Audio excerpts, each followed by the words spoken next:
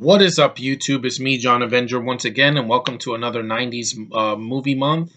And this is a review of the 1992 sequel to the first two films, and this is the last one before in a while until part four, which came out many years later, and that is Lethal Weapon 3. Yeah, this is a very underrated movie, I think, because the first film, was the one that set the standard, and then the sequel that came out in '89. That's why I didn't review those yet because it's from the '80s, and that one, made a lot of money, and so they greenlit a third one in the '90s, and film still holds up. This is the director's cut version with extended scenes. I still haven't seen this director's cut. I've had it for years. I know I should see it. It's because I've had a lot of time where I didn't have a DVD player. But anyway, back to the film. It's a fun movie. This is a third film that doesn't suck, which is very rare in a franchise where an action film that by the time they get to the third one, usually runs out of gas.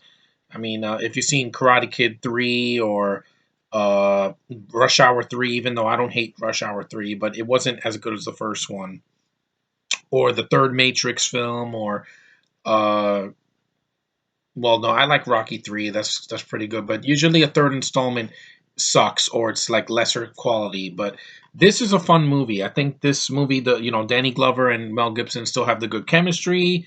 I don't know why Joe Pesci has a blonde hair in the film, but he's still good in the film. He's very funny as Leo gets. He's definitely charming in the films, even in the fourth one, because he cracks me up. I like Joe Pesci from the Home Alone films.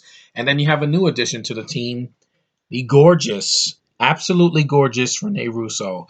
Man, that woman is a bombshell. To this day, I saw her recently in the last two Thor films in 2011 and 2013. She's still a knockout. That woman took care of herself. She's in her 60s now, but man, back and she's just a knockout. In this movie, this is the sexiest I've seen her in her prime back in 1992. Nice cut hair and tight jeans and so spunky. I love it. She's such a tomboy in the movie. She kicks ass in the movie. This is my kind of a woman that I like, that's strong. Not a Sandra Bullock or Emily Blunt or you know who I'm talking about there. I like a real woman, a woman that can fight in some nice tight jeans and just be as tough as the guys. And she holds up. She gave Mel Gibson a run for his money. They have good chemistry on screen. The two of them share a nice romance. Yeah, it leads up to the fourth film, which I'll review eventually too. And she's not distracting. Like she helps Briggs and Murtaugh, during the film. I forgot the plot, but I'll read the plot. It says, wait, it doesn't say the synopsis here, but if you haven't seen Lethal Weapon 3, give it a watch. I mean, I haven't, seen it in a long time. I mean, I believe I rented this at the video store, yeah, because I rented the first one I rented, the second one I bought on DVD, and then I saw it, and then I rented this one, and I rented the fourth one. So yeah, but I saw the theatrical cut of it. But I like the film. I think the cast is great. It's got a good villain, Stuart Wilson. This is before he embarrassed himself in Ninja Turtles 3. That's another part 3 that sucked. But this one, he plays a good villain. It's a Richard Donner did a great job directing. He was the director of Superman, and he'd had a cut, and he did some of Superman 2, which is a good sequel. So he knows how to direct action, and it's funny. It's got a really good zingers in there. I haven't seen it in a while, but I really want to.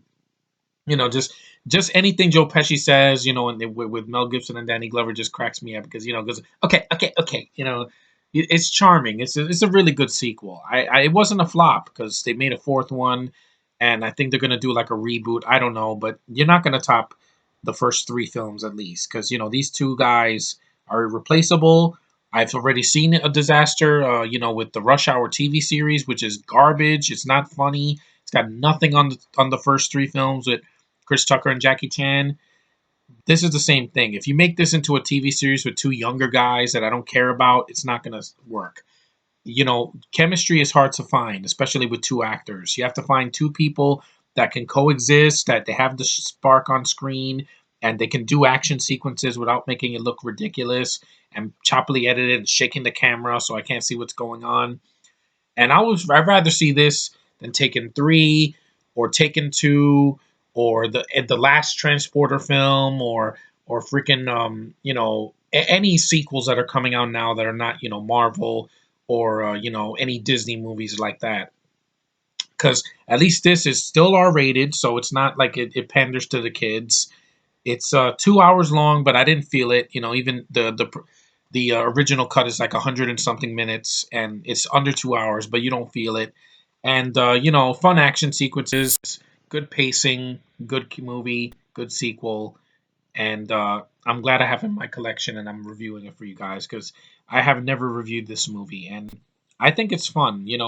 I want to give it a watch again because it's been too long. I don't remember too much about the plot. I remember the action being good, and of course, I remember Rene Russo. I mean, that is a gorgeous woman. I mean, let's face it. I have a weakness for women from that have Italian heritage because Monica Bellucci, Laura Marano, Ariana Grande, they're just beautiful and just they appeal to me more. And her with a gun there, just it's awesome. And it's a badass woman that I buy. And that was before it became a trope, and it's in everything now. But back in 1992, the year my sister was born, that's a thumbs up. That's a high point for women in cinema. So I got to say that about that. So that's my review of Lethal Weapon 3. It's a fun movie. It's definitely underrated because some people they were expecting it to be better than the first one, the first two, but I think it's really good. I mean, considering that a lot of the R-rated films you get today that are third installments, I mean they're gonna do a third 21 Jump Street. It's like MIB 23, a crossover with them, but I don't know if that's gonna work because that's a PG-13 franchise with an R-rated franchise.